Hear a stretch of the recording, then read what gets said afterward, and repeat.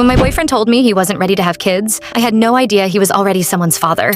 3 positive pregnancy tests sat on my bathroom counter, and the timing felt unreal. His birthday was just 2 days away, and I thought this was going to be the most incredible gift I could ever give him. Excited, I rushed to the store before closing and teared up when I spotted a tiny Dodgers onesie, remembering all the times Dylan had mentioned wanting to teach his future child to play baseball. I placed the onesie and tests in a cheerful birthday bag and went to his apartment, not realizing I was about to be the one surprised. From outside his door, I heard voices, and then a laugh I instantly recognized from college, the one that used to haunt me. Paige, his ex, opened the door wearing his old baseball jersey he never let me touch, her hand resting on her belly with a smug smile. My stomach dropped. She was pregnant, clearly several months along. Dylan appeared behind her, pale as a ghost, but before he could explain, Paige smirked and said they'd been back together since Christmas and were now living together preparing for their baby. My mind reeled. Christmas? We had spent New Year's Eve, Valentine's Day, even my birthday together. He'd had every chance to tell me the truth, but instead he got me pregnant too. Furious, I set the gift bag at his feet, wished him an early happy birthday, and walked away. He called repeatedly, but I ignored him, blocking him, his family, and anyone trying to contact me. I moved in with my cousin to start fresh. Portland, with its rainy gray skies, was the perfect reset. I found a job that didn't care about my pregnancy, a doctor who didn't judge when I said there was no father, and for a while things seemed okay, until prenatal class changed everything. A tired-looking man named Carter came in late holding a newborn, apologizing because little Caitlin had kept him up all night. The instructor paired him with me, the only other single parent there. During the diaper practice, his doll's head popped off and he groaned, muttering that 3 months in he still couldn't manage even a fake baby. I laughed, helped him fix it, and teased that Caitlin looked healthy despite his diaper skills. He smiled and admitted he was just glad real babies were tougher than dolls. We kept joking until his expression softened and he confessed Caitlin's mom would have been amazing at this if she were still alive. I touched his hand and told him he was doing enough, that he was my partner now. From then on, we started grabbing coffee after class. He needed advice on Caitlin's sleep schedule, and I needed someone who didn't pity me. We bonded over baby talk, pediatricians, and whether organic formula was worth the price. Soon we grew closer, jokingly calling each other husband and wife when strangers asked, and he even came to my appointments, holding my hand during the ultrasound, building my crib, while I helped care for Caitlin. It was everything I once dreamed of with Dylan, before the betrayal. But of course, like every bad villain, Dylan showed up at my apartment just weeks before my due date, banging on the door and yelling for me to let him in, claiming I couldn't keep his kid from him. I opened the door and coldly asked about Paige and their baby. He scowled, muttered it wasn't his, then tried to charm me, saying I needed a father for my child. I told him I was fine without him, and tried shutting the door, but he forced his way in, insisting we could work it out. Carter stepped out just then, and Dylan sneered, mocking me for finding some loser to play dad. Carter, towering over him, ordered him out or he'd make him leave. Dylan backed off quickly, threatening custody and lawyers, though we never heard from him again. And while Dylan was wrong about almost everything, he was right about one thing. My baby did need a father. Luckily, we had already found the perfect one.